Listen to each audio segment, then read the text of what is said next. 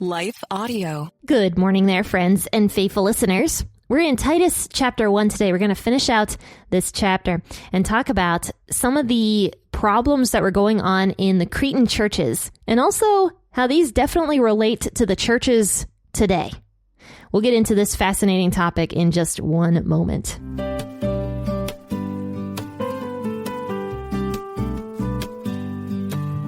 All right, faithful listeners, I hope you've had a great start to your week. If you ever have any prayer requests, please don't hesitate to reach out. You can find my contact information listed in the description of this episode, and I will write you down in my little prayer journal and pray for you for the week. But I also appreciate just emails about how you found the podcast, where you live, what the weather is like. I always like hearing about you faithful listeners, so don't hesitate to reach out. All right, let's go ahead and read Titus chapter 1 right after a quick message from this sponsor.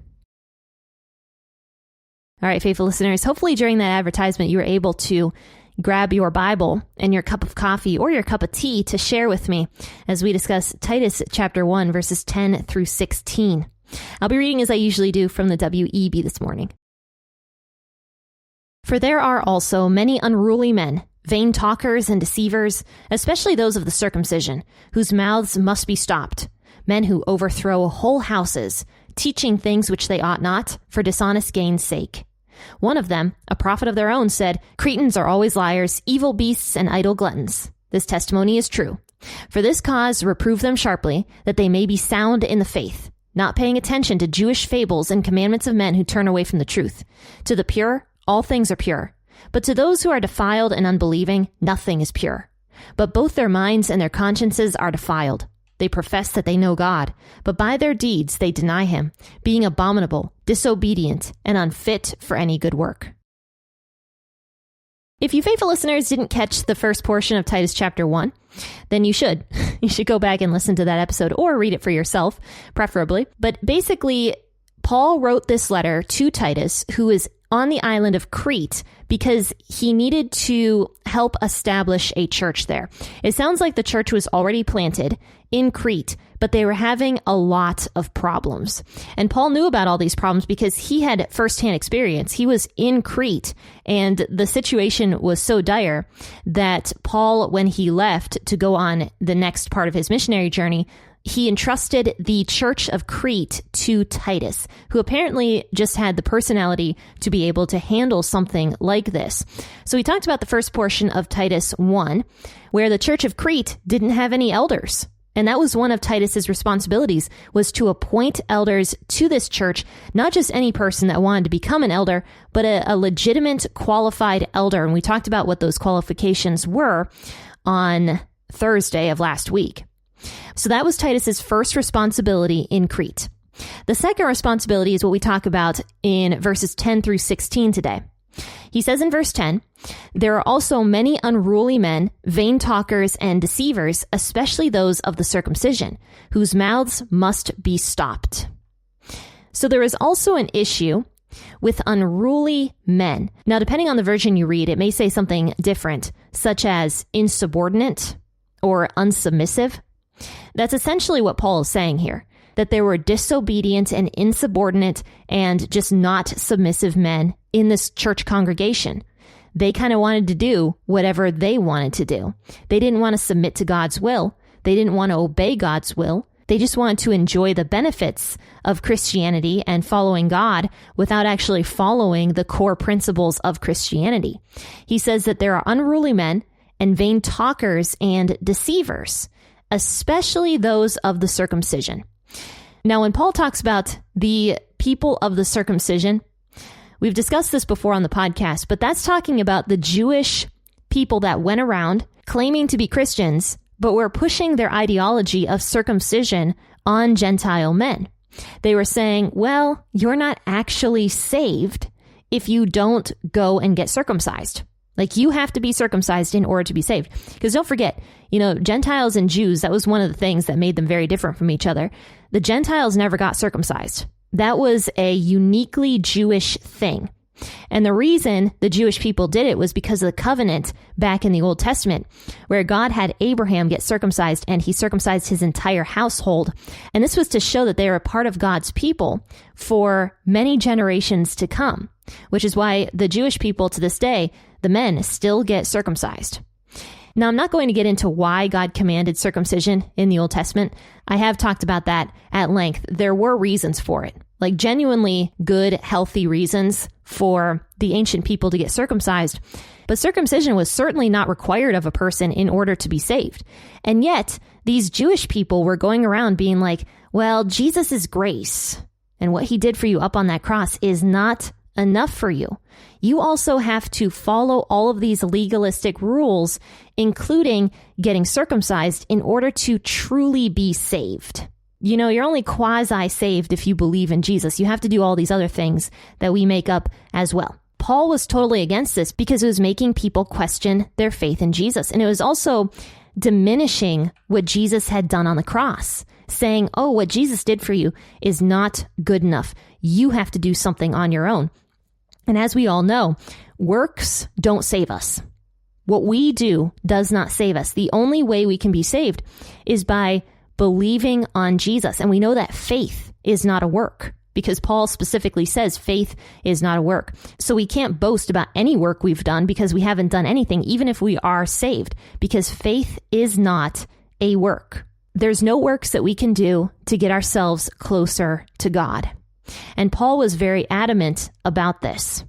And yet, there were a bunch of Jewish people in Paul's day saying that works do in fact save you. And another thing they would say in Paul's day that was very common also was you couldn't eat certain meats in order to be saved, or certain foods. You had to only eat kosher. So that was the two things that these Judaizers were spreading in Paul's day. And unfortunately, a lot of this stuff made it to the island of Crete. That is how widespread this belief became.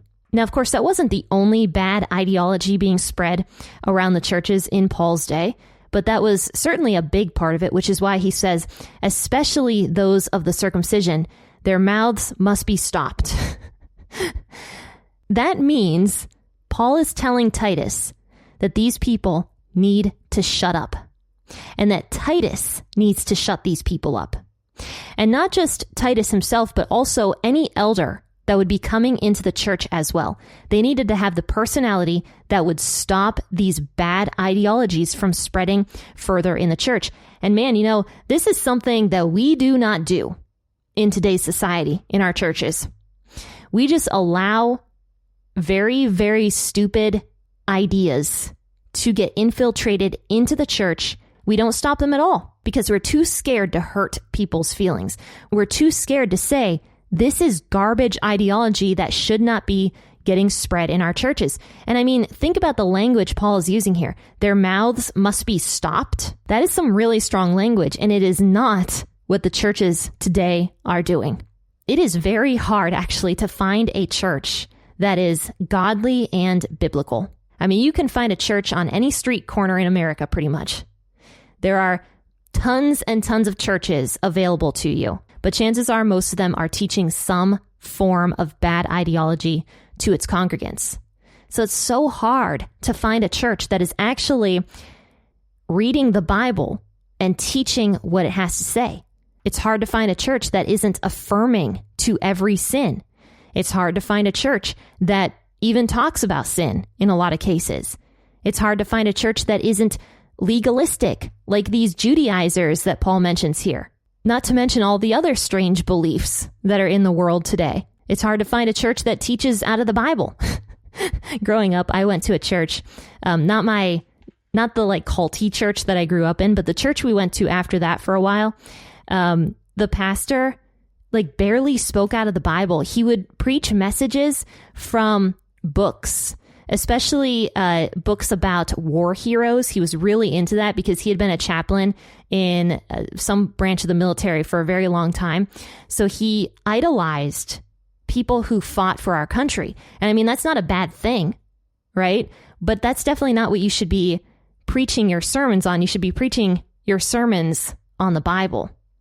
So, I mean, even that kind of stuff, it is hard to find a church that preaches from what the Bible has to say. And the majority of church elders and church leaders are too scared to do what Paul says to do here, which is to make these people stop spreading bad ideology, to make them stop, to make their mouths stop. Paul says the reason they have to be stopped is because these are men who overthrow whole houses, in verse 11, teaching things which they ought not, for dishonest gain's sake. These people are overthrowing houses with their garbage. And the only reason they're doing it is because of dishonest gain's sake. Whether they're doing it to feel holy or righteous, whether they're doing it because they think it's going to gain something for themselves, like brownie points with God, or they're doing it because it's just the popular ideology and they don't want to go against it because they're scared. They might be doing it for money or for fame or for attention. Whatever reason they're doing it, it is not for the right reason, is what Paul says. That's why they have to be stopped. They are overthrowing houses. They are making people question their faith. Verse 12 says, one of them, a prophet of their own, says, Cretans are always liars, evil beasts, and idle gluttons. This testimony is true. I'm sorry, those two verses absolutely crack me up every single time I read them. The Cretans had a very bad reputation, and that word, Cretan, to this day is still used as an insult for people who are lazy. That is how infamous the Cretans became. And Paul's like, even the Cretans know how bad they are. That even one of their own prophets said that Cretans are always liars, evil beasts, and idle gluttons. And Paul's like, this testimony is actually true. The Cretans really are liars, idle gluttons, and evil beasts. So Titus had his work cut out for him. And Paul says, for this reason, reprove them sharply, that they may be sound in the faith. I think it's interesting that Paul knew Titus could do this job. There's not a lot of men out there that are willing to reprove other people sharply for the faith. This is a very uncommon thing. And in fact, out of all the churches I've ever been in, I don't know that I've ever seen it. I don't know that I've ever seen a pastor honestly reprove somebody without humiliating them, by the way. The church that I grew up in, the culty one, that one, sermons would be preached about people from the pulpit. And that was just a form of shame and humiliation that I never recommend. It was handled so improperly and terribly. And a lot of times for some of the silliest things. Actually, my grandma used to go to the church I grew up in as well, just for a little while. She didn't go for very long. But my grandma was about 90 pounds and skinny as a stick and short, too. My grandma was the tiniest little lady. For all the days that I knew her, she was always cold. She didn't have any heat in her trailer, and it was unbearable in the summer. It was like a tin box, and she was comfortable in it. It was terrible. But that's how my grandma was.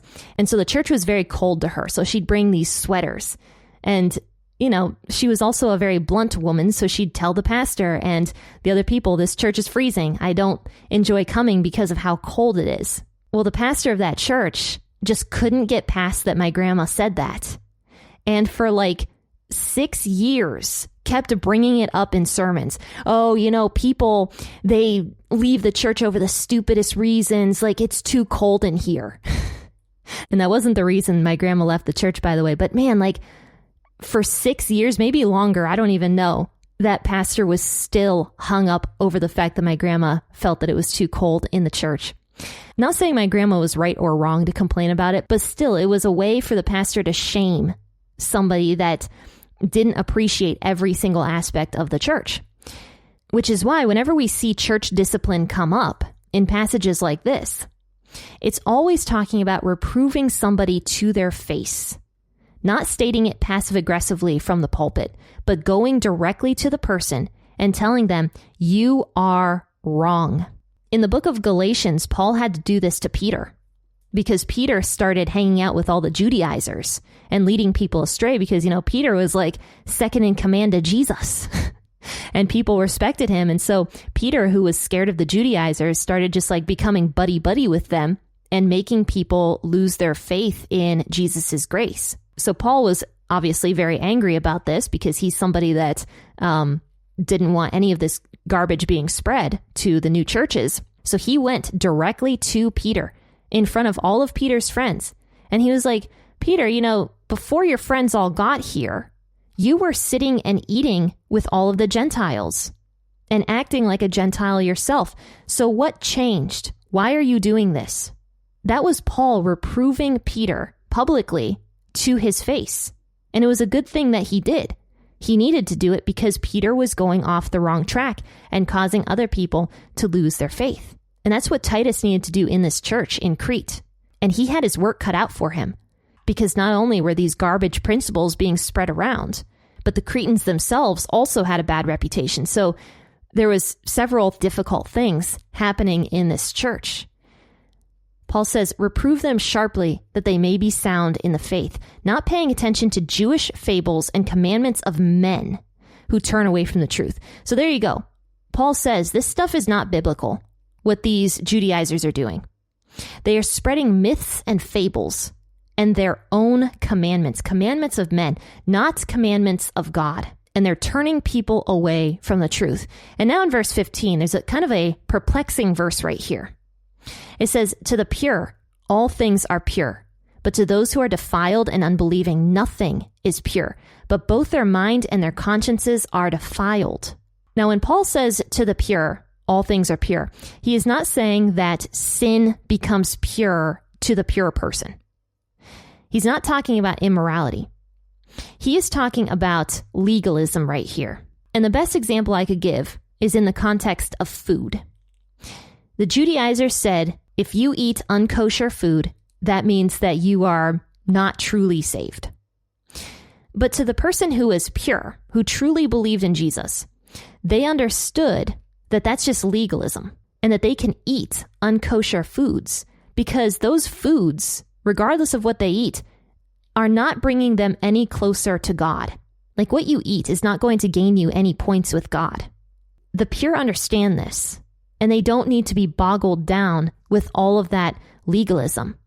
But to somebody who is not pure, everything to them is unpure. They try to take the freedom of grace away from other people.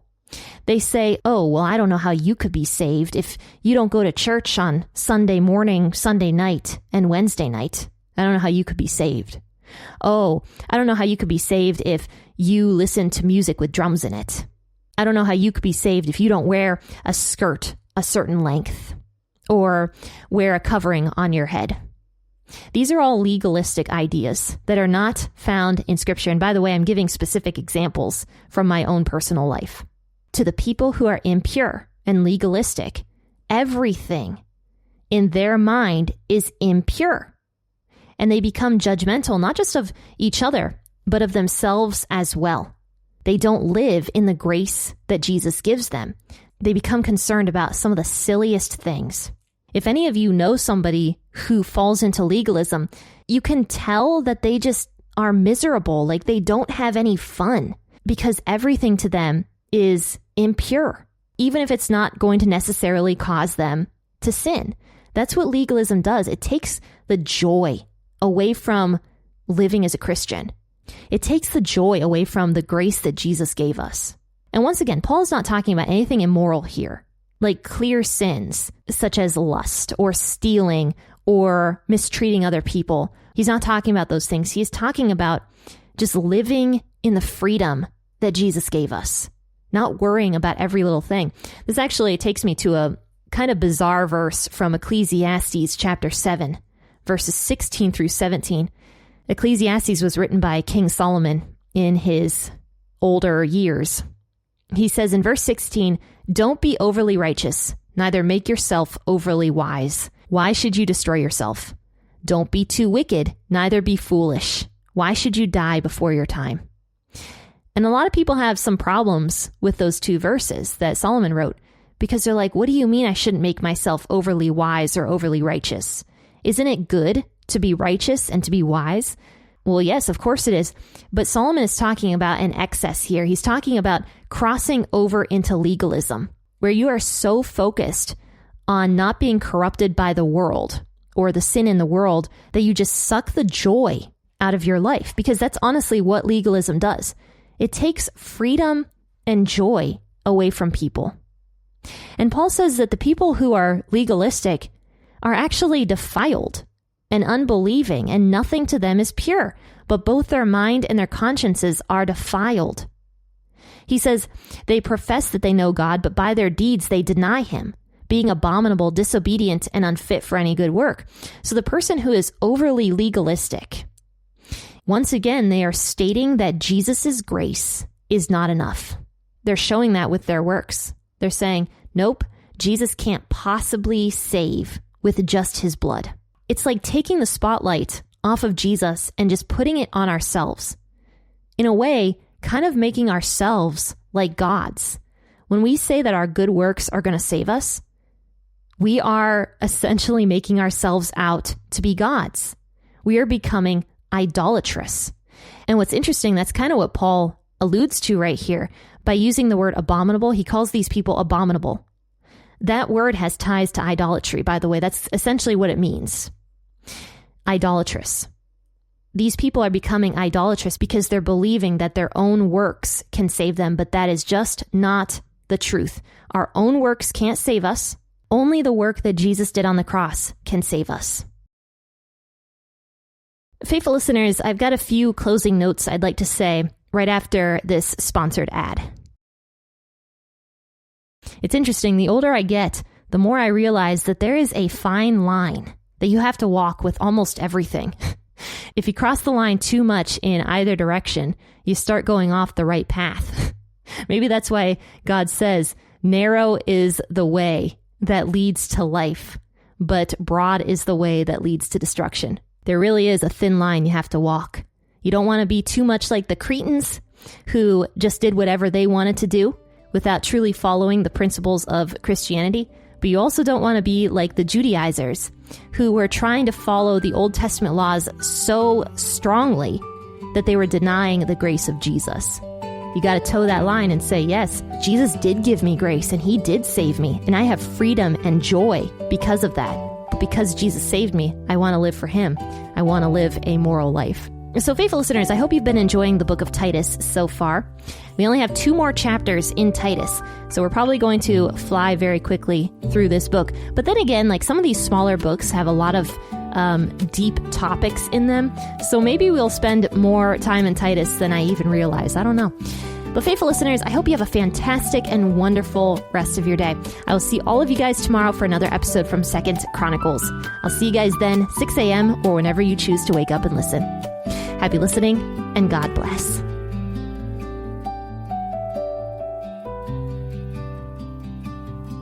I just want to take a second to thank the team at LifeAudio for their partnership with me on the Bible Explained podcast. In fact, if you go to lifeaudio.com, you'll find dozens of other faith-centered podcasts in their network. They've got shows about prayer, Bible study, parenting, and more.